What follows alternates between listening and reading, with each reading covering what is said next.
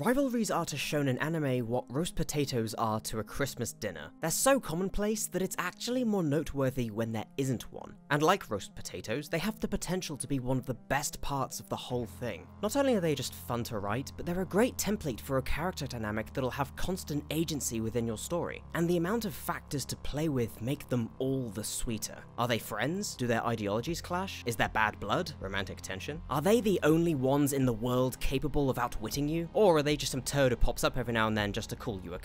But somewhere on that scale of sworn rivals, you have Izuku and Bakugo from My Hero Academia. By no means the most original setup for a rivalry. Childhood friends, the nice one and the dick, the underdog and the natural prodigy. But like all things, it comes down to the execution. And if there's one thing MHA excels at, it's absolutely nailing the fundamentals. It is a masterclass of writing things in ways that seem really basic when laying them out, but it doesn't stop either the expected moments or the small curveballs from feeling incredibly satisfying. And the strengths of the show only become more apparent when you see them absent elsewhere, seeing series with the same bones and beats fall on their face in comparison. And that's exactly what I want to delve into today. I want to find out what makes the rivalry between Izuku and Bakugo work, and how it avoids the pitfalls of others in its genre. Welcome to Curmudgeon Media, I'm Ed, and today we'll be looking into the rivalry between Izuku and Bakugo in My Hero Academia.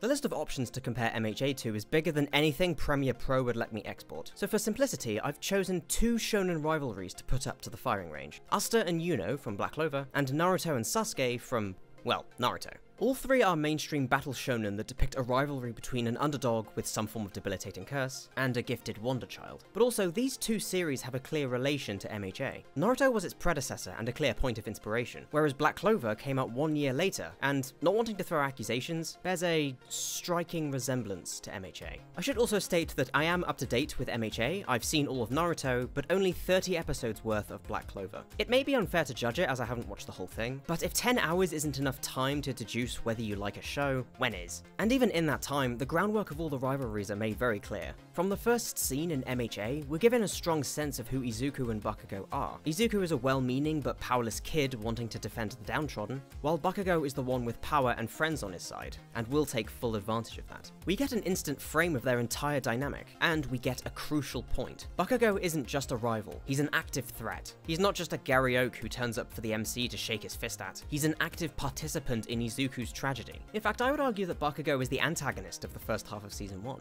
Antagonist doesn't necessarily mean villain, it just means opposition to the MC, which is what Bakugo does a lot. He's the main one constantly discouraging Izuku from progressing in his goals, even threatening him to not apply to UA. Having him go from childhood friend to unrelenting bully works brilliantly for the narrative, as it helps us sympathize and relate to Izuku while despising Bakugo. Well, I say despise. And it really hammers home the misfortune that plagues Izuku's life. Not only has he been cursed to a life of mediocrity, but his arsehole bully is born with the quirk equivalent of a lottery ticket. It's not just that Bakugo's a bastard, he's the personification of a harsh, unfair reality that taunts Izuku at every opportunity, which not only emphasizes MHA's initial message, but it makes it that more elating when he rises above it. Also, side note, did you know that Bakugo was initially planned to be a well-meaning kid who always unintentionally said the wrong thing?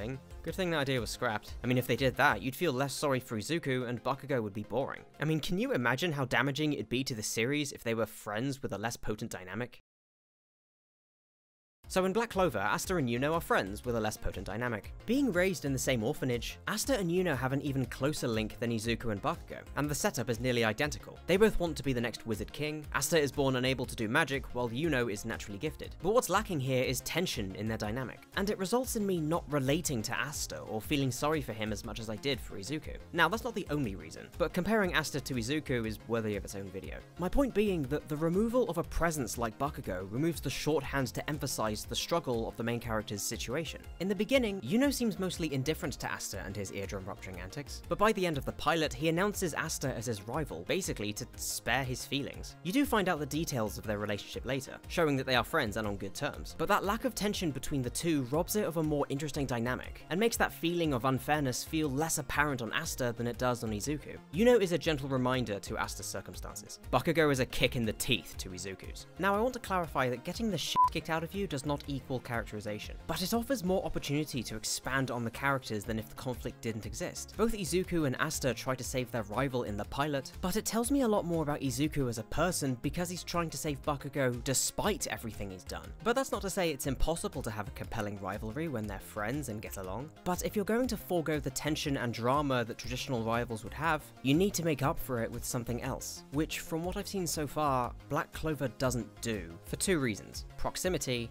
and motivations. Let's start with proximity. Izuku and Bakugo have been in each other's eyeline for the majority of their lives, which has always been a point of conflict as they're metaphorically chained to one another. I said metaphorically! Even as they go into UA, Izuku isn't free from Bakugo's unrelenting hatred, and Bakugo isn't free of Izuku's, I guess, existence? Doing so results in the two always reacting to the gains and shortcomings of the other. It also means that the antagonistic force that Bakugo gives off is ever present, and we constantly get first-hand glimpse of how it changes and develops. This is especially true when the two are forced to cooperate. Meanwhile, in Black Clover, after an entry exam, the two are accepted into different factions. Asta joins the Black Bulls, basically the runts of the litter, and Yuno joins the Golden Dawn, basically Wizard Eaton. Anytime they meet after that is happenstance when they cross paths on missions, but Asta and Yuno's lack of proximity also means they lose the immediate reaction to the other's developments, making it feel like two separate stories as opposed to a story about two people. You could argue that it shows different sides of the world, and allows both characters to develop their own close circles of allies and enemies. But the thing is, My Hero Academia does that while having the rivals in close proximity. You've got Izuku's squad of cinnamon rolls and Bakugo's band of blockheads without breaking the rivals apart from one another. And what's more, those groups have more opportunities to interact with each other. Horikoshi's aware that this is one of the most compelling dynamics of the series, so separating them would only detract from the overall experience. Killing a dynamic like this would be as painful as killing a character,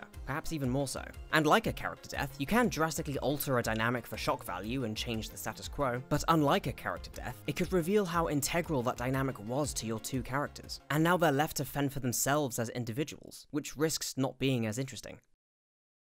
Oh hi Naruto. This is something that Naruto went for, building up a close-range rivalry only to break it and separate them for dramatic effect, which did actually work for a while. The setup was actually pretty good. Naruto and Sasuke were paired with each other specifically because of their difference in performance. During their time together, they bickered, fought, and generally got on each other's tits. But within it was a growing competition and connection between the two, mainly due to their shared experiences with isolation, only for Sasuke to defect and join the main villain of the time. The arc where Naruto tries to bring Sasuke back is great, and their last fight before their separation is emotional and well done. But the following time skip leads to issues with the series and with both characters, especially Sasuke, who had a very annoying tendency to flip-flop on his goals. Not to say that there weren't good or even great moments in part 2, but again, the roast dinner is very nice, but it would be better with more roast potatoes. The idea of one of the rivals becoming evil is something MHA rejected and arguably took the piss out of. The League of Villains capture Bakugo to get him on their side, but he just tells them to go f themselves. Which is nothing if not an open acknowledgement that MHA learned what Naruto unintentionally taught, that breaking the rivals apart is a bad idea. And you'd think not doing so would reduce the level of drama in that scene, but if anything it's stronger because it tells us a surprising amount about Bakugo's character and the nature of his goals, which leads to the most interesting thing about their rivalry. This is the crux of not only their dynamic, but both their character arcs. Izuku and Bakugo's goals are the same,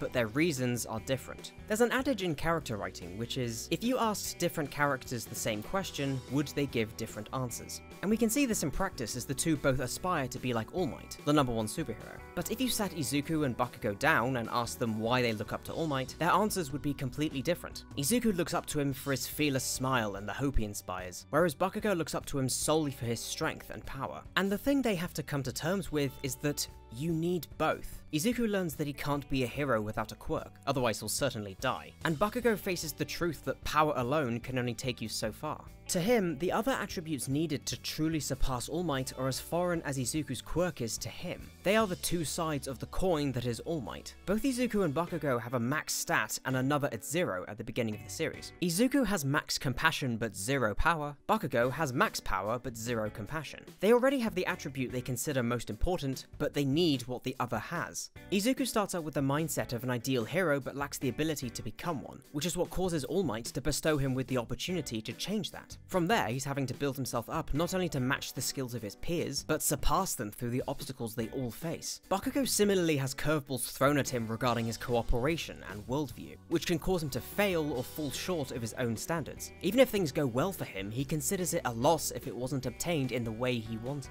I talked a bit about Bakugo during my Kirishima video, which I think a few people watched, where I brought up how Bakugo essentially interpreted the wrong message from All Might, resulting in a superiority complex that's as tall as it is thin. From the get-go, Bakugo is shown as a bona fide flap with no legitimate reason to be so. His justification for hating Izuku is so unbelievably weak and petty, and that's the point. The absence of a legitimate grievance makes him seem all the more insecure. But the important thing about Bakugo is that this is something that isn't overlooked due to his competence. He is not rewarded or excused for his behavior. Unlike Sasuke, he doesn't have a family lineage or an armada of women chasing after him. From their first practical session, everyone in Class A knows he's an asshole. In Season 1, when they're on a bus to the USJ, everybody starts making fun of Bakugo, and that role reversal causes Izuku to have an existential crisis. He's given a similar mountain to climb as Izuku. The main difference is that Izuku willingly acknowledges his flaws and puts more effort into amending them. You can see this reflected in their internships. Izuku goes to Gran Torino to learn how to control One for All, whereas Bakugo interns with Best Genius since he was the highest ranking hero he could go to, only for Genius to discipline him and teach him decorum instead, which Bakugo views as a waste of time, resulting in one character slowly rising up the ranks, and another slipping down them by his own standards. And this is only exacerbated when he fails the provisional license exam, which marks the moment that Izuku actually surpassed Bakugo. When you realize it, you can see this parallel between Izuku's strength and Bakugo's cooperation throughout the show. I don't think it's a coincidence that the arc where Bakugo showed he can work with others is the same one where Izuku discovered his new abilities, both showing sudden progress in the areas they started zero at and growing as individuals. And it's that feeling of individuality more than anything that makes Black Clover's rivalry feel so lackluster in comparison. I'm sorry, I don't mean to harp on Black Clover, aka My Hero Lackadaisical, but it's increasingly difficult to not view it as MHA but with the nuance and colour taken out. Asta's reasoning to become the Wizard King is to prove that even someone of their lower class can do it, which is a solid and admirable goal. But not only does Yuno legitimately just copy Asta's goal when he tells him it, his reasoning is exactly the same. Again, going back to that adage, it's less interesting when you give two characters the same question and they give the same answer. It robs Yuno of identity and makes him just another Asta, except he can use magic and is less yelly, which results not only in a less interesting rivalry, but one that's one-sided. Asta is the one with the learning curve, whereas Yuno tends to get everything instantly, so he doesn't have a clear personal struggle. And that raises some questions. What does Yuno really have to learn that Asta doesn't? What is Yuno aiming for that Asta isn't? What is really the point of Yuno as a character? Again, I'll be fair and reiterate I've only seen 30 episodes, but the way it's handled the dynamic of its two leads so far doesn't give me much faith for the rest of the show. Bakugo is unpleasant and irritating, but he's one of the most interesting characters to analyze in terms of growth. I like to think that's the reason for his popularity. Since he starts the show as such an unbridled turd, the only way is up. And that struggle results in some of the best moments in MHA, resulting in a character dynamic where they learn how to adopt the strengths of the other, becoming legitimate threats to each other's goals, and eventually, in their own way, encouraging the other to not fall behind. And it's exciting! Now in MHA, we've reached a stage where Izuku's power isn't in dispute, and with the reveal of the other quirks of One for All, he's matching Bakugo in terms of raw power. All that's needed now is for Bakugo to match him in compassion, which is highly unlikely he'll ever do.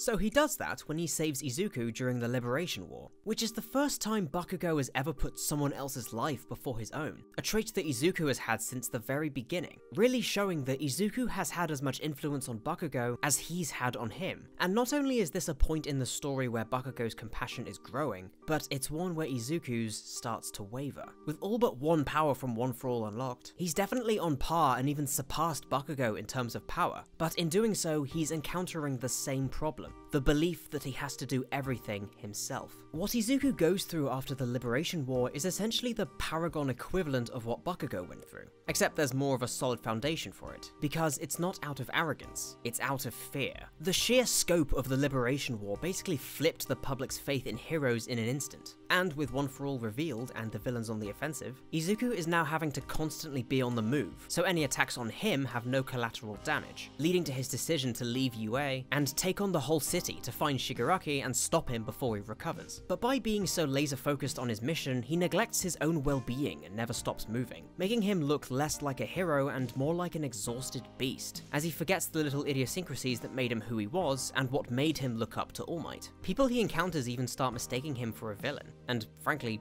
who could blame them? And never is Izuku and Bakugo's role reversal more hard-hitting than when Izuku fights Class 1A, the one who was beloved and respected now desperately telling his friends to get out of his way, whereas the reviled asshole is now supported by those he once hated. And in this moment, Bakugo tells Izuku what he needed to hear more than anything. That he finally understands his own shortcomings, and doesn't want Izuku to go down the same path he did, and in doing so, finally acknowledging him as an equal. And this is where MHA is now as it enters its final arc. Its two leads finally reconciling and cooperating. They've reached the stage that Asta and Yuno were in the beginning, but with so much more exploration of their hardships and growth to get to this point. And they didn't need to be separated like in Naruto to develop some sense of individuality, because it's only due to them being so close that Izuku and Bakugo could reach the place that they are at now. Okay, now I'm going to say something to freak out the people who skipped the manga section. And that's why Mineta getting One for All was the best decision ever. So all of that is the beauty of a rivalry. It's one hell of a tool to have two characters push to improve themselves and each other, not just as fighters, but as people. And while rivalries will always be commonplace, it's important to nail the intricacies for one to truly go beyond. Doing so can result in something that can carry a story through the ups and the downs, while offering a near limitless pool of exploration and characterization. This is what My Hero Academia has. This is the power of a rivalry done right.